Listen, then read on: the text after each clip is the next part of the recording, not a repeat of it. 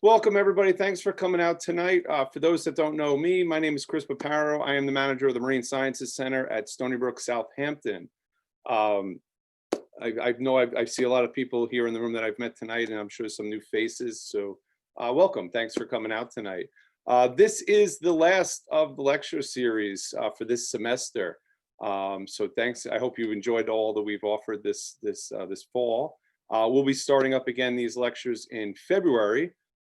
It'll be the first Wednesday of the month at 7 p.m. We do not have the set schedule just yet, but keep checking your email. And once we get that, we will be sending out an email blast to everybody to let them know who will be the next speaker and all those fun details.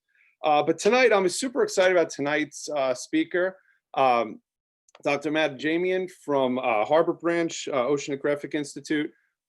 Me and Matt go back for a few years now, Matt. I was trying to figure that out. I said 15 years, but I think it might be a little bit longer than that. I mean, I don't, when were you at Hofstra? That was 2003. All right, so it's a few years ago. So me and Matt go back quite a bit now, as far as working together. We collaborated with some stuff when I was at the Long Island Aquarium. Currently, he's been collaborating with us with some of the shark research we're doing with SOFO, South Fork Natural History Museum. But Matt himself does a lot of work with ecology and conservation of fisheries and vulnerable species. He does some really cool stuff with spotted eagle rays. But tonight he's going to talk a little bit about some local stingrays that we have in our waters. But before we start, Matt, I forgot, I just want to get into the housekeeping of tonight. So if you could, please, everybody, keep your microphones muted. This way we don't have any interruptions. And if you have questions, please be sure to type them in the chat section. Matt's going to go through his lecture, and at the end, I will go through the chat section and ask these questions to Matt, and we'll go through that, and we'll try to answer as many of these questions as we can. But again, if you could please keep your microphones muted, that'll make this more enjoyable for everybody involved. So with that, thank you, Matt, for doing this tonight. I'm looking forward to it. Great. Thank you, Chris. Thank you, Courtney, both of you, for the invite and facilitating all this, virtual seminar stuff. It's a different world, but it's nice to still be able to share what we're doing and all the cool research that's out there. So tonight I'm going to talk to you guys about shell crushing rays invading Long Island bays, and there's a question mark there on purpose because we'll kind of show you that some of these animals actually may have been around a little longer than you might have thought. But we'll get into some of the facts, some of the fiction, some of the friction surrounding this, and some of the opportunity that I'm very excited about. I think there's a lot that can be done. All right, let's see if I can move. Okay, so this is sort of an outline for the talk. Basically, we're gonna talk first about some of the facts. So, what are rays? A little bit about the science of ray feeding. So we'll do a little bit of a review of ichthyology, and talk about some of the really cool adaptations that these animals have for consuming hard things. And then we'll talk about some of the fiction and friction. So some of the unfortunate circumstances that occur because of interactions with fisheries. And then we'll get into the opportunities. So some of these rays that are in New York waters, some research opportunities, and a framework that I'm going to suggest that we can use to move forward in trying to deal with these animals. Let's look at the facts first. So rays, just like their friends, the sharks, as well as the ratfishes and chimeras, they're part of this larger group of fishes we call chondrichthyans because their skeletons are actually comprised of cartilage. It's not like the cartilage in your ear. It's more so like the one in your knee, prismatic cartilage. So it gives them their kind of skeleton structure. But we know very little about these animals. You see on the left, these are ratfishes and chimeras. They're very deep water species, very difficult to access. But we know a little more so about what we call the elasmobranchs, which are your sharks, skates, and rays, which you see there on the right. And we're going to focus in on this group, which is sort of like a subgroup of them that we call the batoids. So those are the skates and rays. And it's not just those two species. We've got a whole plethora of different taxa that have radiated over time in this very interesting and very diverse group of fishes. So the batoids include the electric rays, right? These are things like your torpedoes and other things like your lesser electric rays.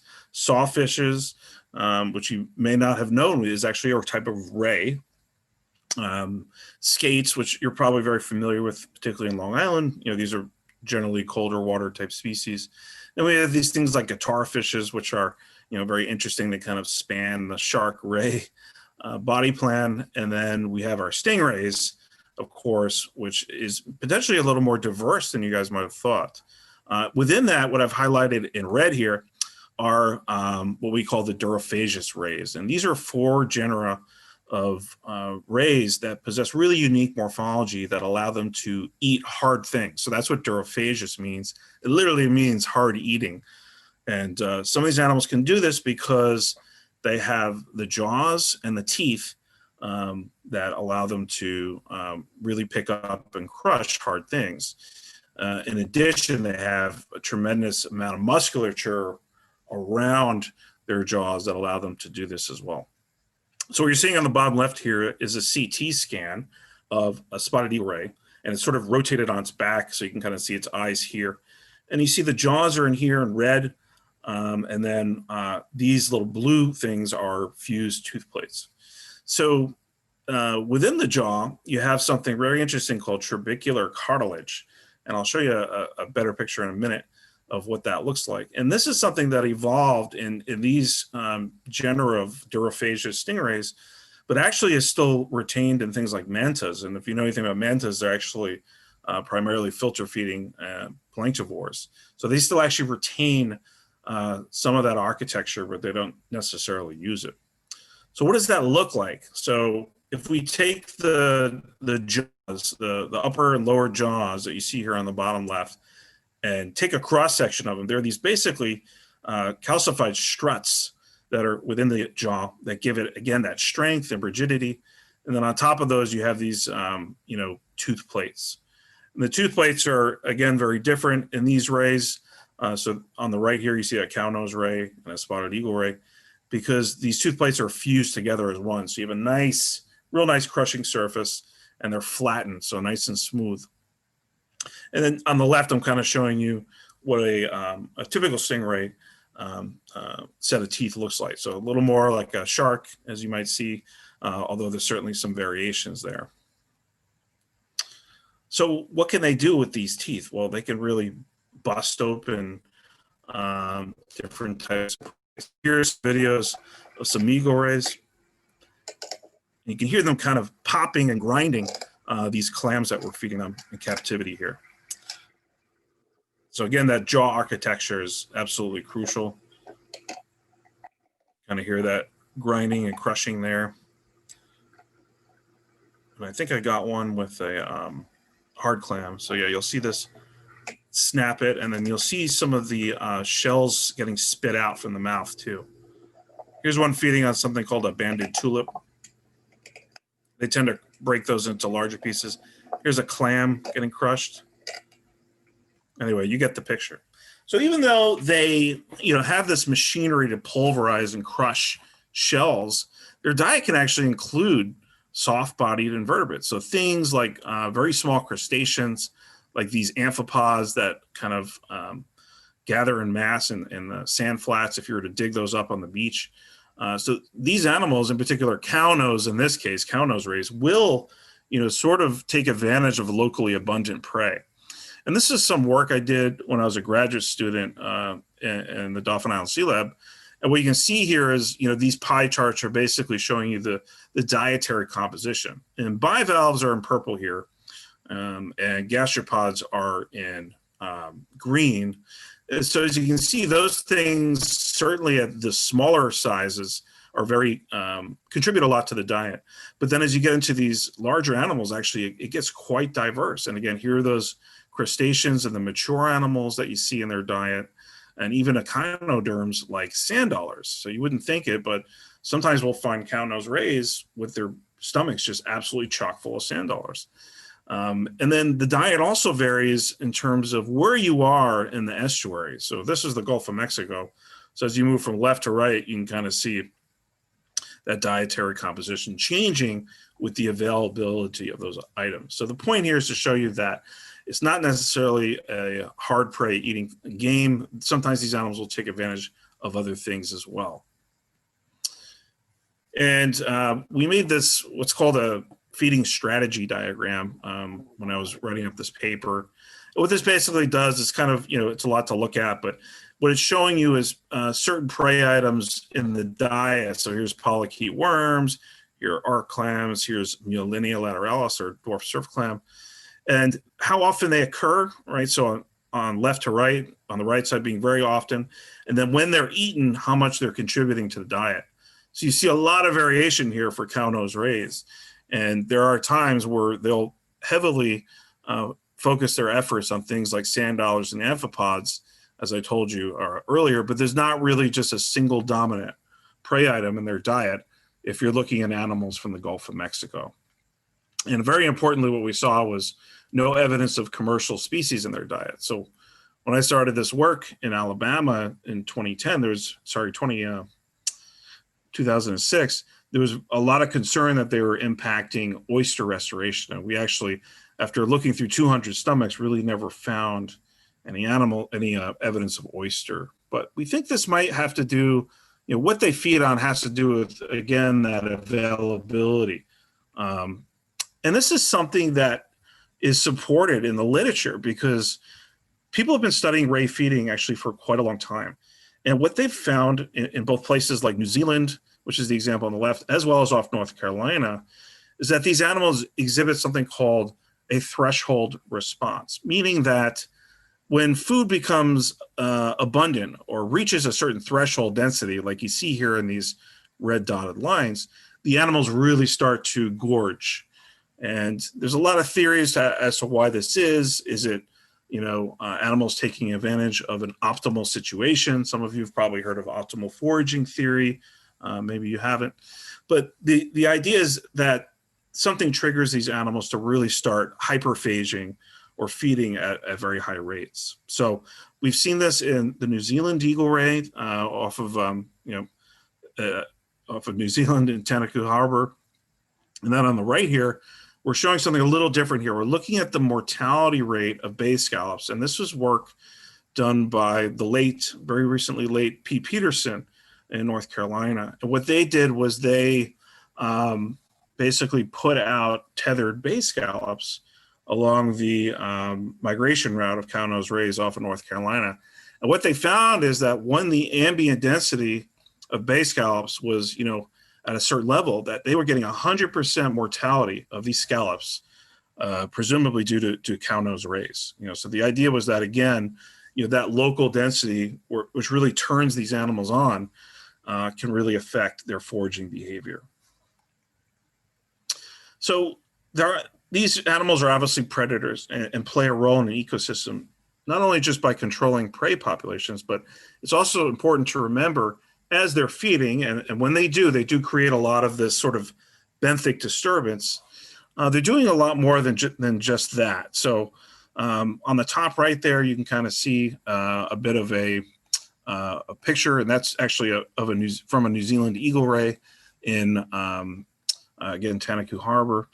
And what you see here on the imprint is basically the outline of the eagle ray, and then this hole in the sediment that they create. And this obviously creates a little bit of variability to this benthic landscape, which is otherwise just a very barren mud flat. I guess it depends on what scale you look at, but from a higher view, you can see it's relatively barren with the exception of these impressions that are put into the sediment.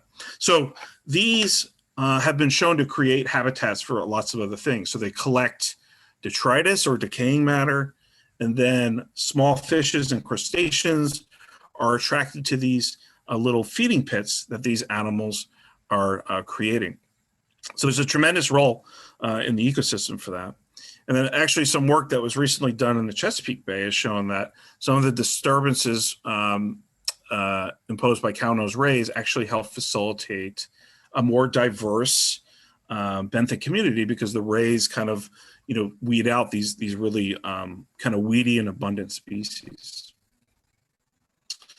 It doesn't just go there. It actually percolates to recreational fishing. So on the top left there, you can see that, giant schools of rays, they're followed by sport fish that we like to exploit recreationally and commercially in some cases. So on the top left there, you can see an angler going after a cobia.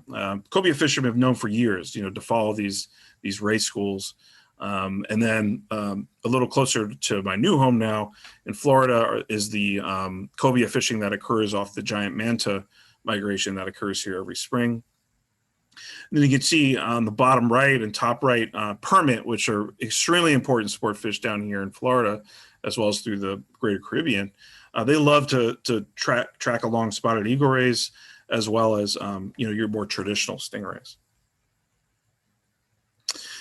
So, the other thing to mention is that these species also just have ecotourism and symbolic value themselves, because you can see it on, various dive outlets and their sort of, logos everywhere. Every aquarium, I think, in the United States now has a stingray touch tank, and these rays are in there. So on the bottom right there, those are the rays that are at Tropicana Field over in St. Petersburg, where the Tampa Bay Rays play. And then on the left there, that's at the New England Aquarium. So these animals have a lot of value, is the point that I'm trying to raise here. So let's talk about some of the friction now. So unfortunately, because of, I think, this threshold foraging response that these animals exhibit, which, by the way, is hypothesized to be part of that shoaling or schooling nature that they exhibit. You can kind of see a very similar behavior on a buffet line, almost as when that tray of very fresh chicken wings or something comes out and people just sort of flock. I try to liken it to that. But anyway, this sort of behavior has created a lot of tension between cownose rays and particularly shellfish fishermen, as well as restoration, because those types of activities are, generally speaking, creating really elevated densities of shellfish, which are normally not seen in the natural environment. And as you can see from some of these headlines, I mean, these animals are estimated to inflict severe damage. I mean, these are not small numbers here. I mean, we're talking, tens of thousands of dollars. On the bottom left, you see $500,000 worth of damage to little neck clams. So these are, these were tremendously concerning numbers. And unfortunately, this sort of led to this hypothesis, which had some other dire consequences associated with it. And the thought was that, particularly in the early 2000s, when people were really starting to notice cownose rays were around, that they've been sort of released from predation, because the hypothesis was that top predatory sharks, like you see here on the top right, their abundance had declined exponentially, basically releasing these cownose rays from any sort of predator control. And that led to a subsequent decline in populations of bay scallops, particularly off North Carolina, where a lot of those experiments were done tracking bay scallop mortality as these cownose rays kind of push through these ecosystems. So this was a what was hypothesized, again, as a quintessential tritrophic cascade. And that's something we use in ecology to talk about when certain components of the ecosystem, such as these top predators, have indirect effects on non-adjacent trophic levels in the food web. So the trophic cascade was, again, hypothesized due to the relaxation of predation pressure. And this sort of perpetuated this idea that cownose rays were out to basically take everybody's shellfish. And while that certainly occurs with these, what I like to call an artificial restoration program, linking that, as we'll see later, to the natural demise of these shellfish stocks, had a lot of problems associated with it. So what ensued was this ad campaign called Save the Bay, Eat a Ray, because the thought was that the Chesapeake Bay oyster industry in particular was so devastated that these animal they wanted to basically, you know, assign some of the blame to these animals, and they marketed cownose ray as the next calamari, as going green, and all these professional chefs that you see here on the top right were brought in to try and, you know, make this a delicacy. As you can see here, you know, it didn't really fetch large numbers in terms of price, you know, $2 a pound, and that kind of thing. But the animals were big, so you were able to get a decent value out of the adults that are about 50 pounds. So about $100 an animal. And this actually extended to tournaments, bow hunting tournaments that targeted these animals. You can see from these individuals here is this became a big sport in the Chesapeake. It's actually become quite popular in Northwest Florida and Eastern Alabama, where I used to live. And you know, this unfortunately, a lot of these tournaments were really targeting periods where large females were coming through. So a lot of these individuals that you see on the left here were carrying pups. And it's quite unfortunate because cownose rays, like many other cartilaginous fishes, has some of the lowest reproductive outputs of all marine vertebrates. So they take a very long time to mature, about 6 years in the Gulf of Mexico, about 9 years on the Atlantic coast. And they only produce 1 pup per litter per year. So if you do the math, you can realize very quickly that beginning a fishery for these animals can be very unsustainable. And in fact, there was a group in Brazil who tried this and they failed miserably. They fished these animals for about a year and they basically never came back. So, you know, there's a very quick way to devastate a population of very sensitive fish like this. And what's unfortunate too is that this wasn't the first rodeo, literally, and pun intended there, because even in California, there were some issues, presumed predation of these guys, which are called Pacific bat rays, so related to cownose rays, and their impact on the oyster industry. And actually, when people got around to doing science, what they found is that these animals, although they hypothesized were destroying these oysters, they were actually feeding on this species called the red rock crab, which was actually the primary predator of these oysters. So what these fishermen were doing was getting rid of this net positive benefit that those bat rays had for the oysters. If we circle back to the Chesapeake Bay, you know, the number of studies actually showing, or the amount of evidence showing that those animals eat natural oysters, and I want to make that distinction, was really from one individual, from one study done in the 1980s. The other 39 animals looked at in that study had no evidence of oyster consumption. So there really wasn't strong evidence here. And it's unfortunate because, you know, there's potentially a major price to be paid. Luckily, about 9 years later, and there's, you know, some individuals who were part of the study are on this call, which is exciting. Scientists exonerated cownose rays from this. I mean, the idea here was that these guys became the scapegoats and the blame for shellfish declines in this area. And the way they were able to sort of exonerate these animals from blame is they really took a much closer look at the data that the previous study that I showed you didn't do. And what they found in a nutshell here is that landings of many of these shellfish species were declining well before some of these rises in cownose ray populations. In addition, they were able to figure out that some of the sharks that were blamed, you know, their decline, releasing these animals from predation, never really ate these mesopredators or cownose rays in the first place. And then because of the cownose ray slow population doubling rate, because of that low fecundity, again, 1 pup per year, maybe, there was really no way that this sort of trophic cascade and these effects that we're seeing were possible. So this was a study again by Grubbs et al. And you know, it was the other part of the study was it, you know, talked about the ramifications of creating some of these major hypotheses as to what's going on in our coastal ecosystems. And obviously those animals were paying.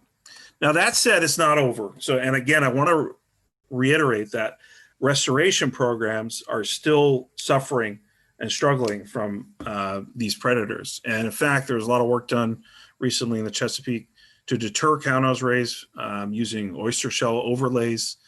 And that's been shown to not work. The animals still come through and they're not deterred. And then obviously more, locally for you guys is some concern about what's going on with bay scallops in the Peconic Bay. And we'll get to that a little bit later. I'll also say more locally down here in the Southeast, interactions with fisheries are still continuing. So in Florida, just like some other places, we have aquaculture lease zones where fishermen are able to get clams, for example, cultured and grow them out for their last phase before they become market size on these aquaculture lease zones. And, sometimes they'll grow them out. Most of the time they'll grow them out in these bags, and they're finding these bags kind of opened up and ripped open. And we're doing another study trying to figure out how to deter these animals from getting into that. And then we're also seeing even some of these animals get wrapped up in crab pots or damage them. So, but I think, a major aspect of this is learning about predator ecology, and that can really help us estimate, some of the impacts of these species. So let's talk a little bit about some of the opportunity that's out there, particularly rays in New York waters. So this picture was actually taken by Chris Paparo, your host of the evening. And as many of you know, Chris has always got a camera on him, but he also has become a very accomplished drone pilot. And he took this picture just this past August in Shinnecock Bay. And you can see a large school of cownose rays out there. And, that kind of raised a lot of eyebrows and that sort of thing. And fishermen were noticing this as well. There was a report on the water that the cownose rays were infesting coastal waters. And, the claim here was that they typically would stop at southern New Jersey, but now, New York waters are getting inundated with them. Well, I wanted to spell that just a little bit because actually this species has been reported in New York waters, I think as far back as the records go, which from what I could find was the 1800s. However, their occurrence here has been erratic, and I'll demonstrate that in just a second. And certainly reports are becoming more consistent, whether or not that has to do with the animals, returning every year, or the fact that they've been doing it, and maybe we're just becoming better at documenting it, is unknown. If you look at the New York State DEC website, for sharks and rays, they kind of have this summary table. And what they say there is that, their distribution is in about a little less than half of the amount of waters that they monitor. Their abundance within the New York distribution is relatively uncommon. And most importantly, the trends for both of these are unknown. So this is, a major concern, not knowing, what the status of these animals is, particularly as people are starting to see them a little more frequently. So as I mentioned, there are some very old references that talk about these animals in these waters. And from this one, they report them as not rare. This was, again, this is actually from 1903 Fishes of New York. And you can see here, there's a little quote here that the species is now rarely seen in Gravesend Bay. That's off of Brooklyn, as some of you know, where it was at one time very common in the autumn. So this suggests, maybe, they were more common, and then this author was actually seeing some of the cycling of their presence. And then it goes on to say that when Mitchell wrote The Fishes of New York, the first version in 1815, he stated that cownose rays visit the coast usually around September, numerous shoals, entering the bay and ranging very extensively over the flats where the soft clam lives. So I'm going to assume that's Maya, type of clam, soft shell clam. And then he goes on to say, these shellfish he is supposed to devour. For a shoal of cownose rays roots up the saltwater flats as completely as a drove of hogs would do. I've seen the water in violent agitation when these fishes were at work in the bottom. They render it so muddy that they are concealed from sight. He also mentions that a full-grown individual weighs about 100 pounds, which I think is not true, because the largest individual I could find in the literature, and from my own sampling of several hundreds in the Gulf of Mexico, including 2 species, is they don't really get over 50 pounds. So not sure about that, but the point here is to show that these animals have been around for a relatively long time. So I don't think what we're seeing is entirely new, but the frequency of sightings, it potentially is.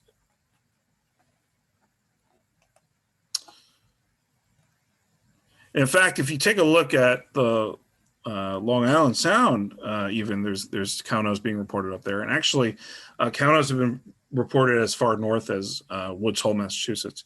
But water temperatures are increasing, and there's no question there about that. This is just a plot I took from the Long Island Sound study.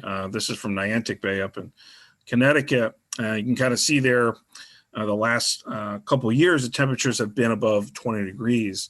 And I'll talk about why that's important in a minute. But an additional fun fact is that this year, this particular gentleman caught the largest or longest recorded catch and release fish in Long Island Sound, and it happened to be a cownose ray. So this is actually off of West Haven, which is a little further west in Long Island Sound.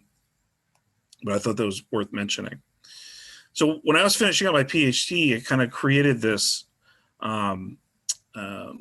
model of what cownose rays do during their migrations. And what you're seeing here is by month of the year on the x-axis, and then by temperature on the y-axis, how their various different temperature regimes they experience across their range. So cownose rays range all the way from the southern portion of the Gulf of Mexico to almost Central America, all the way up the East Coast. And then obviously as you get further north, the more migratory the population is, right? So what you're seeing here are temperature regimes and sort of what you can expect the animals to be potentially doing during these various times of year. So you can see in this top one, this is mean average temperature from Charlotte Harbor, where we have information on what those animals do year round. And they're mainly just moving throughout that estuary, eating, eventually pupping and mating. And then, their young animals presumably use the area as a nursery as well. Then as you get further and further north, you can see this curve gets a little more peaked, and the timing of, the duration over which there's, good conditions, which you see in green there, gets shorter and shorter and shorter and shorter. And what a lot of these animals do, particularly the ones that migrate and out-migrate, is right before they leave, they hyperphage. And the thought is that, for any migratory animal, you see this in birds as well, before you're going to undertake a very long distance movement, you want to fuel up. And this is the thought as to why you saw those effects in North Carolina, because they were usually seen in the fall, right before the cownose rays would migrate out of Pamlico Sound and that estuary. And the same thing goes with Chesapeake Bay. So on the bottom here in blue, I just took this data from the Peconic Bay estuary. You can see this is the minimum temperature per month in that system. There's a very narrow range of optimal conditions where these animals can show up. So it's really only over a couple of months. However, if those animals are traveling a much further distance than, say, in these other systems where they've been studied, then they might be hyperphaging at a very significant rate. So what are the questions now, in particular as within the context of cownose rays in York waters? Well, I think some of the general ones are, what are the population trends? Because we don't really have that information. And most importantly, I think folks here are going to want to know if they're increasing. Other questions are, where are they coming from? And how long are they here for? So Chris just told me, as the talk was getting set up, that people were seeing very large schools of rays all the way out on the shelf edge. So are those rays that are just migrating in and out, so inshore to offshore and staying off into those warmer waters during the winter period? And that's something we see in the Gulf of Mexico, which would be very interesting. And then when they are here, what are they eating, right? And how are they interacting, very importantly, with shellfish restoration programs, which seems to be a very popular and very and struggling in some ways in at least the Peconic Bay. So let's talk about the first one and how, from my humble experience, we dealt with this. Well, obviously establishing what the population is doing over time, requires you put a long-term monitoring program in effect. And, these can be expensive, but, fortunately cownose rays can be seen from the surface. They can't always be seen when they're on the bottom, but many people over the years, particularly in the Chesapeake Bay, have used aerial surveys to quantify not only, estimates of abundance, but also, understanding how these animals kind of wax and wane in terms of their populations from year to year. In addition, as Chris has shown, these drones are becoming very popular and very effective and can really help facilitate some of that monitoring. When I was a grad student, we also implemented scientific fishing surveys, meaning fishery independent surveys, where we go out and deploy our own nets to help index cownose rays, and that's certainly one way to do it. But also, developing co-ops, cooperative agreements with fishermen who are out there already and probably have a lot of, good intel to share. I think that's a good method also to getting at some of this information, the dynamics, the year-to-year type of thing. The challenge there is that fishermen aren't always fishing in a way that allows you to kind of assess things in an unbiased manner. So, that's why scientific surveys are always recommended. So in terms of understanding where the rays are coming from and how long are they in these waters for, well, I think one way to handle this is to collect some fin tissue from these animals, and then using genetics, we can kind of assess their relationship with some of the other places up and down the East Coast. So this has been done, and there's a lot of studies going on right now, just looking at connectivity even between the Gulf of Mexico and the Atlantic populations. We'll get to that in a second. But this could be a very effective way of learning about where these animals are potentially coming from, or if they're their own group coming in and out of the system. And then I think, developing a tagging program would be very beneficial. And again, this is something that could be done with the Partnership of Fishermen. So, an example there, we're using a roto tag or a little plastic marker capture tag that people can call in and report and that sort of thing. And most prominently is what's getting a lot of great speed is acoustic tagging. So this is implanting animals with transmitters that spit out an ID specific number and tracking their movements up and down the coast, which I'll show you in just a minute. So just a little interesting tidbit about some of the genetics with cownose rays. This paper just came out about last week, and this is a student that we helped, so we're co-authors on this, with understanding the expansion of a new species of cownose rays. So we're now seeing two species in the Gulf of Mexico, and we just found in our backyard in the Indian River Lagoon evidence of that second species. You see that in the white triangle. So we're actually starting to see an expansion of another species in the Northwest Atlantic, and we're not really sure what that means, if it means more cownose rays or what's going on. So, but this was facilitated by going out and collecting genetic samples and having that capacity to look at, what's going on here. I mentioned acoustic telemetry and how important that's become. Here's a map here on the left showing you in all these little dots you see up and down the coast. These are acoustic telemetry receivers, which is what this is. This gentleman's holding his left hand here. And basically, whenever an animal carrying one of these transmitters, which again spits out an ID specific number, comes within the vicinity of this, that information gets recorded, and we can retrospectively track the movements of these animals as they move up and down the Atlantic coast. So you can see this telemetry infrastructure is absolutely outstanding, and many different colors here. These are different groups, but everyone's trying to get together and collaborate and share data, and that's really helping understand some of these coastal movements, really large scale movements. And a paper came out just 2 years ago by my collaborator at Ogburn at the Smithsonian down in Maryland, and they did a very large scale tagging effort in the Chesapeake Bay as well as in Georgia. And what you see here are locations where animals were detected along those acoustic telemetry networks. And then the stars are where animals were released. So as you can see here, animals tagged up here in the Maryland Chesapeake Bay, they were detected anywhere from Delaware down to North Florida, actually down to Cape Canaveral, which is where a lot of animals overwinter. And then in Georgia, those animals have much more restricted movements. And then animals tagged in the lower Chesapeake Bay are being detected up in Long Island, suggesting some degree of connectivity there. But as you can see, there's been no animals really tagged off of New York, which I think is a big data gap.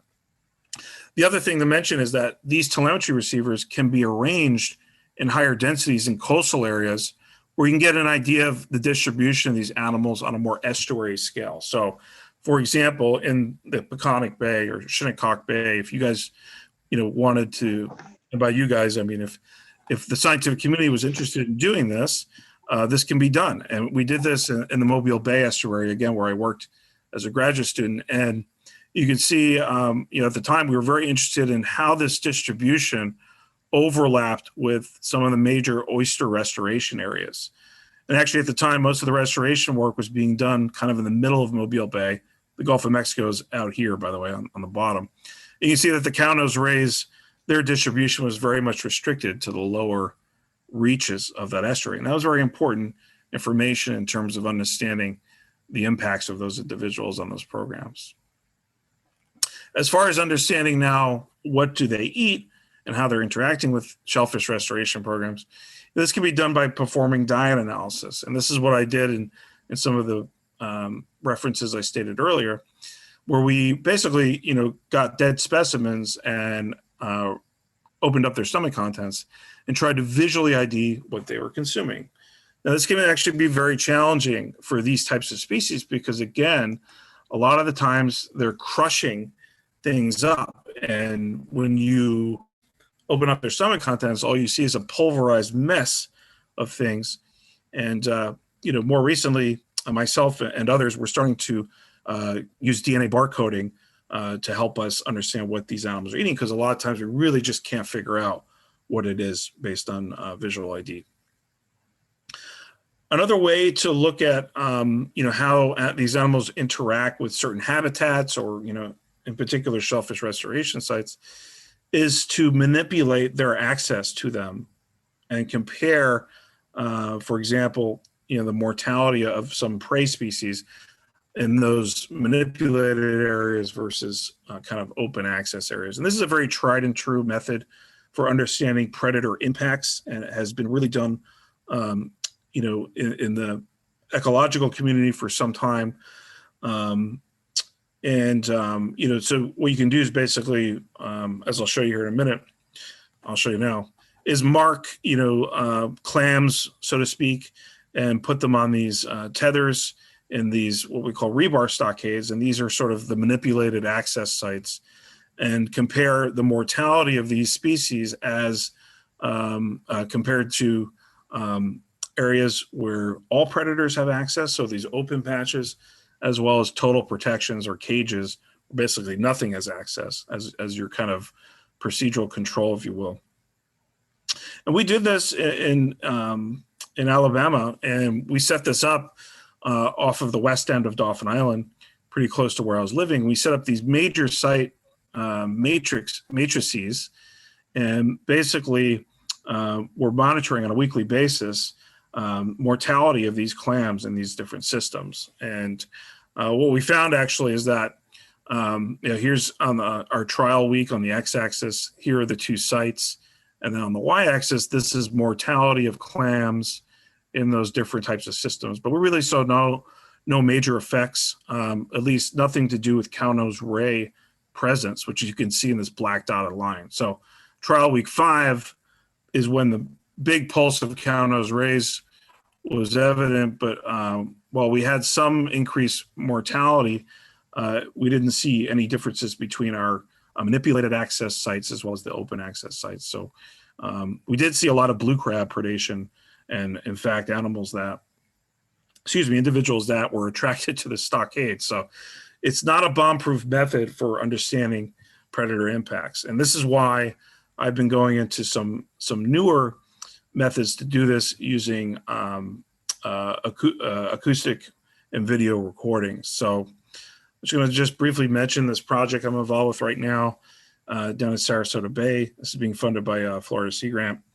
And Sarasota Bay is on the Gulf Coast of Florida. You can see in the star here. We're actually due east of that. So it's actually a couple-hour drive over. And what they're doing there is trying to deploy as many clams as they can at these sites, and they're being deployed unprotected.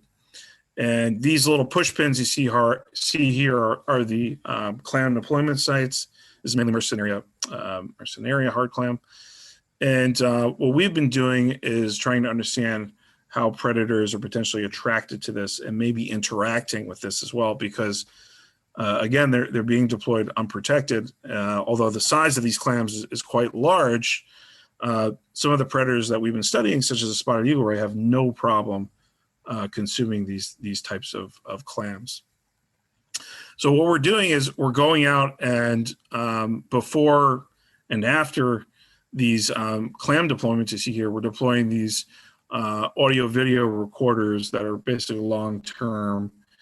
And what they're doing is basically recording sounds produced as well as capturing videos. And what we've done in a previous study is classified what the sounds of these shell fractures look like.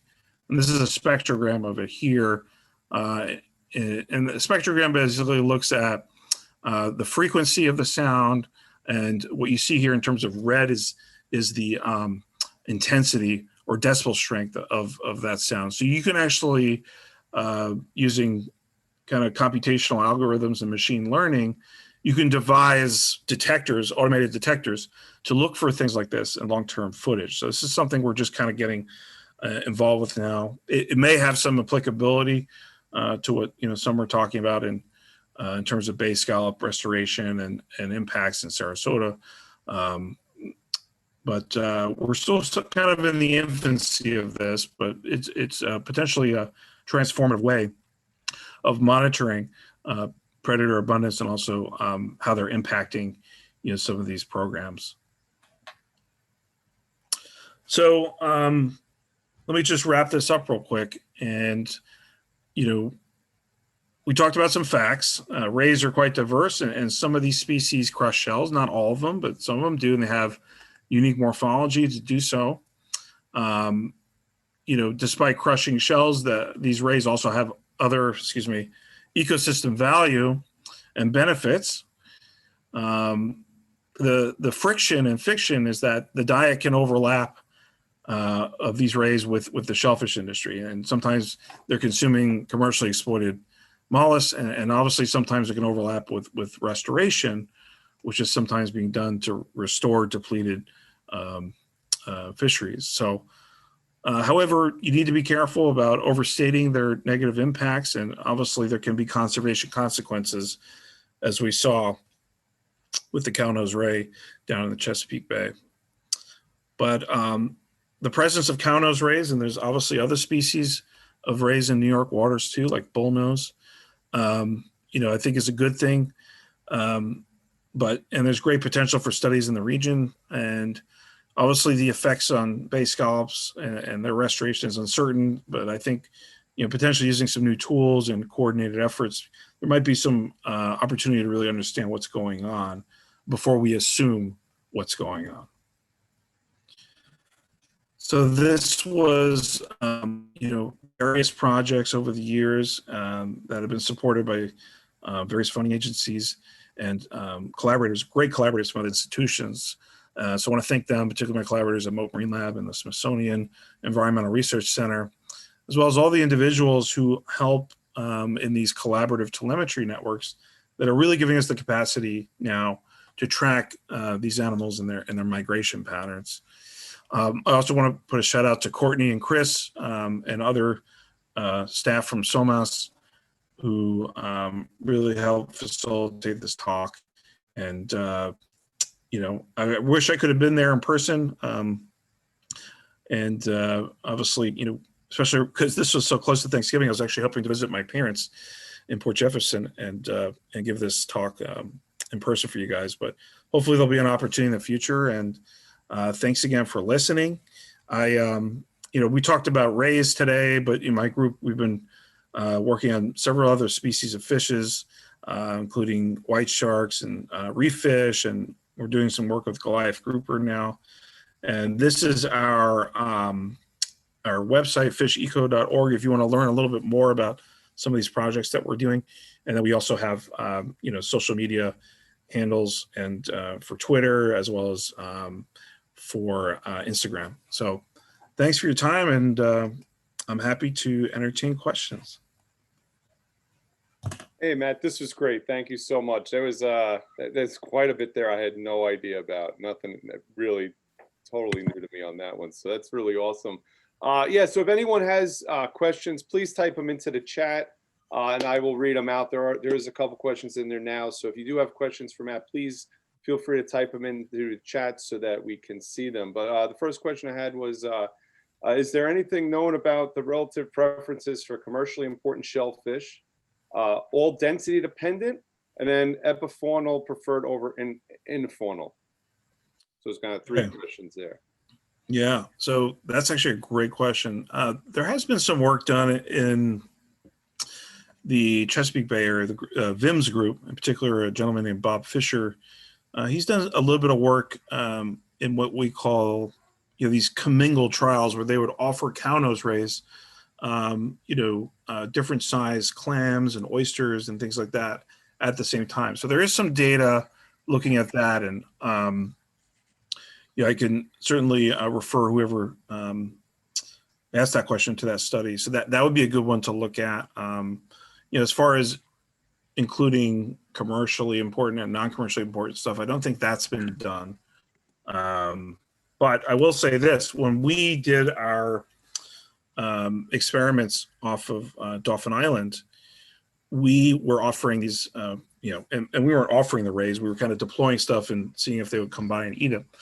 We were offering them hard clams, and you know, we didn't really again see too much evidence of them eating that. But at the time, they were eating coquinas, which are much smaller and thinner shelled bivalves that were very abundant in the area. So, yeah, I think there is, you know, it could have been because of those relative densities of those two potential prey populations that, you know, that is why we saw the patterns that we saw. So I do think that does play a role in what these animals eat.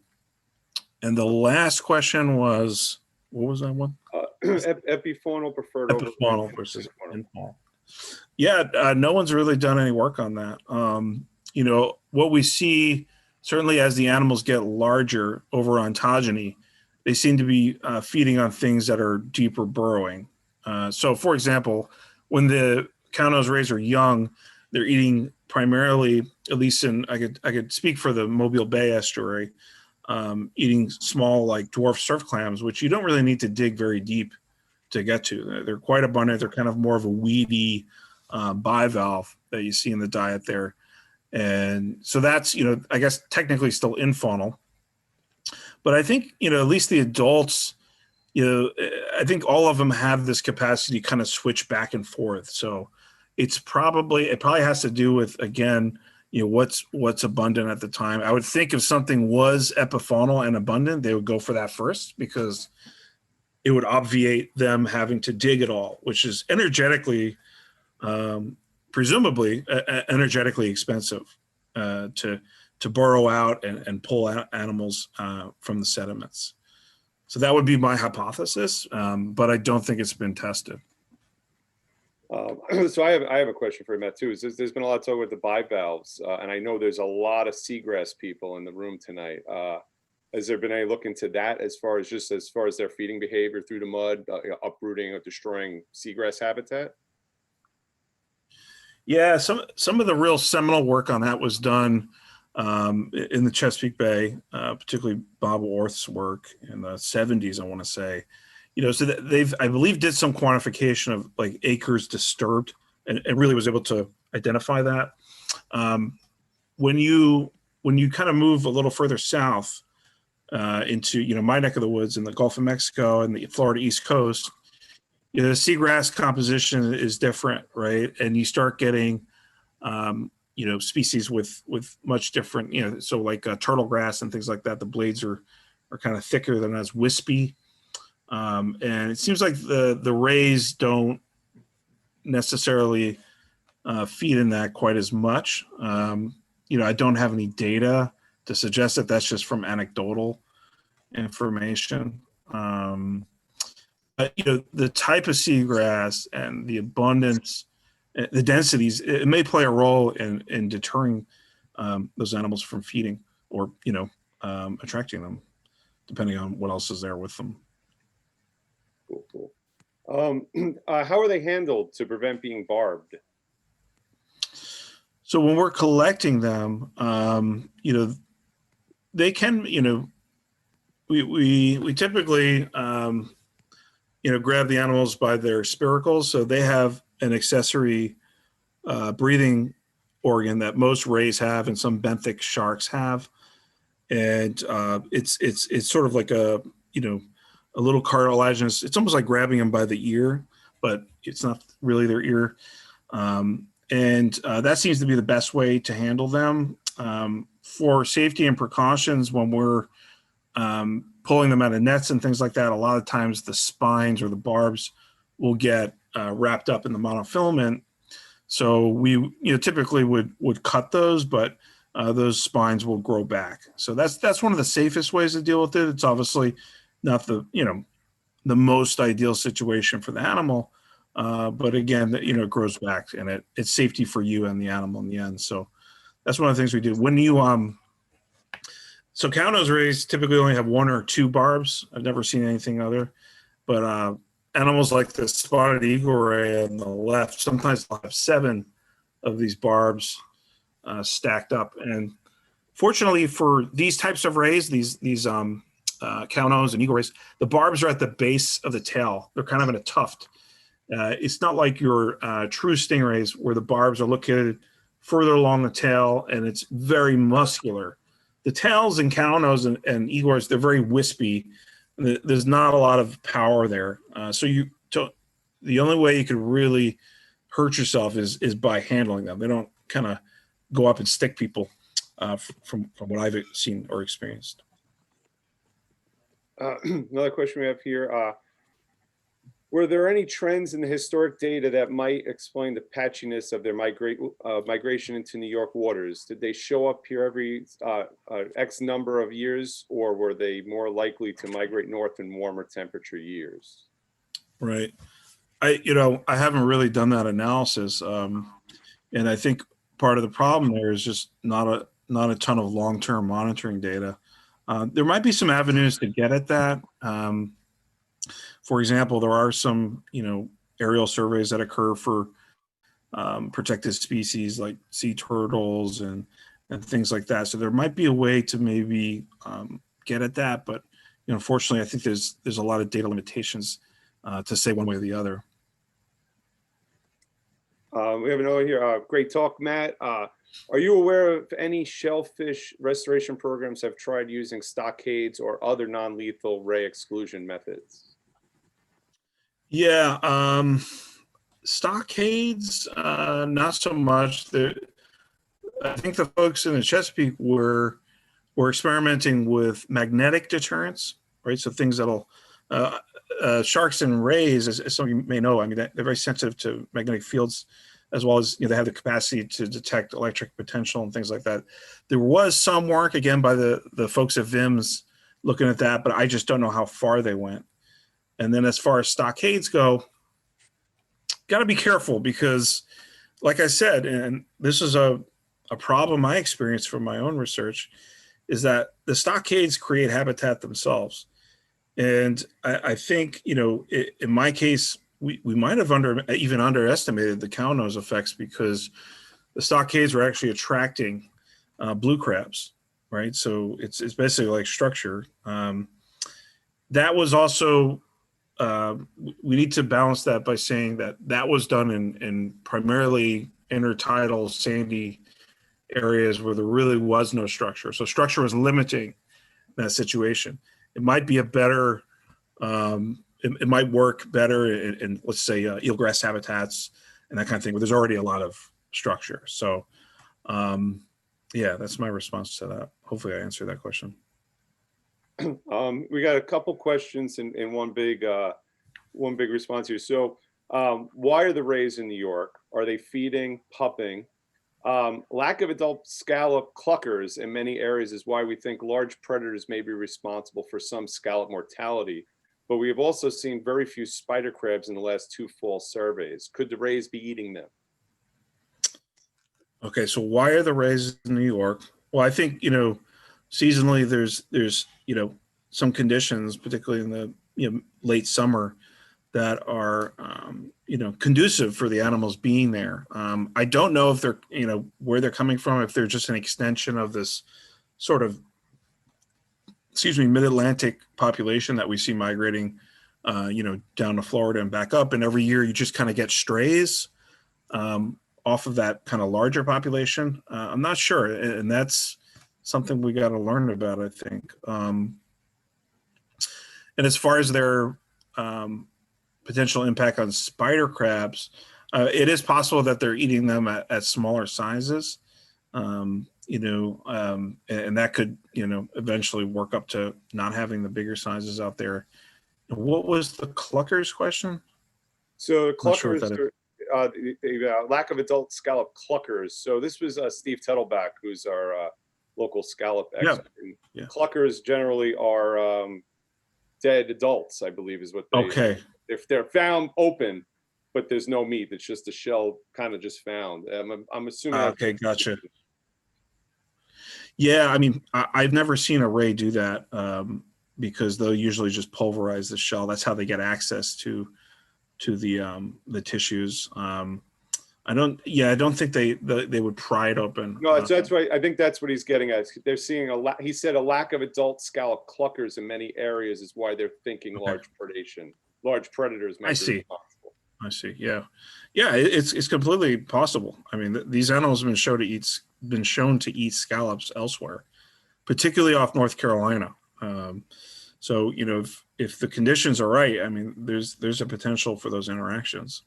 When they're eating, if they're crushing a shellfish like that, I mean, they're consuming and swallowing the shell and all, I would assume, right? You're not going to find shell crumbs everywhere, would you?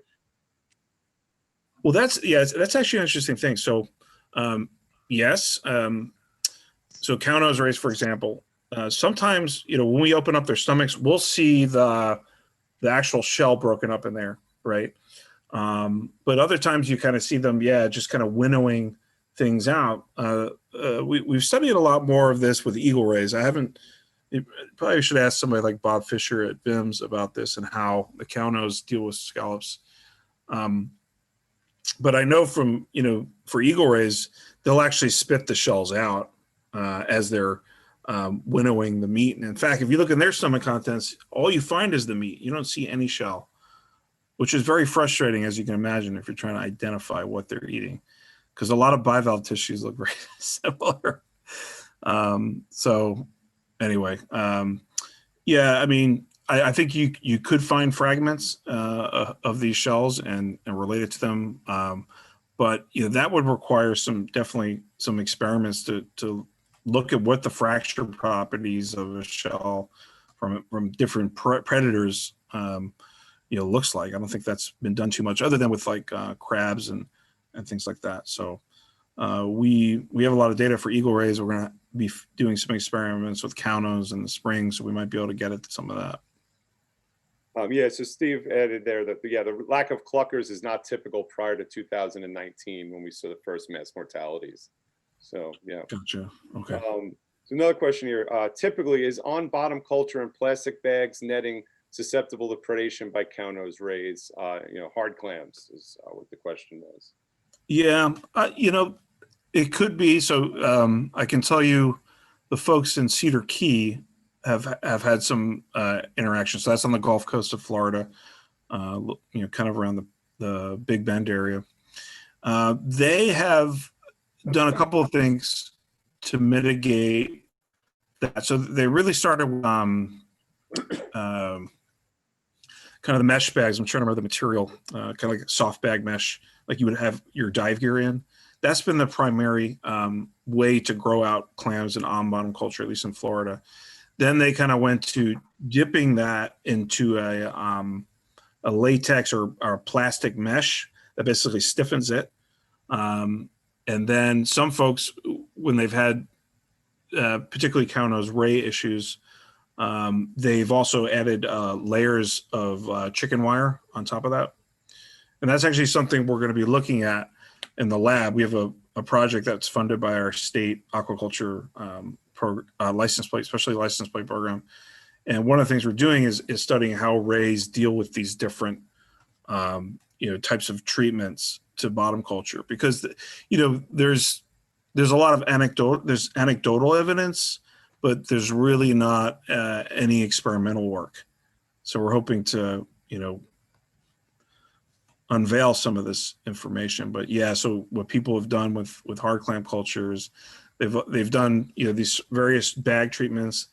Some of them have also used which with whoever was asking about plastic mesh netting, and that's another one of our treatments that we're going to be looking at. So we're hopefully going to get some information on which of those deters those guys the best in our captive experiments. So I got another question here. Since we know rays have been around for a long time and shellfish populations are more abundant in many places, I posted a East Coast picture many years of ago. a lure of a still life with a cat and a ray and a bottle. Someone's unmuted. Paris. A second. Yeah. I think it's George. There we go. We fixed it. Okay. Sorry. So I'm going to read that again. So, since we know rays have been around for a long time and shellfish populations were more abundant in many places along the East Coast many years ago, would you speculate that the reason rays didn't just decimate shellfish populations was because there were fewer rays, or that environmental conditions allowed shellfish populations to be more resilient to predation? Oh, that's a really good question. Very interesting. Yeah, I'm not sure. I'm sure things have become more resilient over time just because of some of these, and that's something some of the groups here at Harbor Branch Study, our aquaculture division, looks at exposing animals to stresses and how that creates kind of these stronger lines. And that's something that's been kind of at the core of the Indian River Lagoon clam restoration project, is that the clams that have withstood the test of time and this really impacted and anthropogenically, screwed up system, those are the ones that have, kind of are being targeted for restoration as broodstock. But anyway, I don't know. I think it's probably a mixture of several things. I mean, I think there's a lot of good evidence showing that, water quality changes over time, particularly deteriorating water quality, has had tremendous effects on the productivity of some of these benthic communities, including natural shellfish populations. And I think we gotta, consider human overexploitation too. Obviously, that's been a large part of it, and I think it's the part that a lot of people are not as comfortable admitting. But it's probably a mixture of things, and teasing those effects apart, I think, is quite challenging. But again, likely a myriad of effects. All right. All right, Matt. Well, I'm not seeing any other questions here. So I want to think will this be a great place to end, but I want to thank you. This was awesome. Thank you so much for doing this. Hopefully in the future we can get you up here in person and we could do another talk on maybe down the road as this progresses. So again, Thank you so much for that. My pleasure. I want to thank everybody for coming out tonight. This was a great turnout for this lecture. Again, this is the last lecture of the semester, so thank you. I hope you enjoyed this semester. We will be starting up again in February. We don't have a schedule set just yet, but it's typically going to be the first Wednesday of the month at 7 p.m. Keep checking your email, our Facebook page at SoMAS, our Instagram account, Twitter. We're on all those different accounts where we'll be putting out that information as we have new talks lined up. So again, thank you, everybody. Have a great holiday season. Stay healthy, stay safe, and hopefully we'll see everyone soon. Take care. All right. Thanks a lot, Matt. Yeah.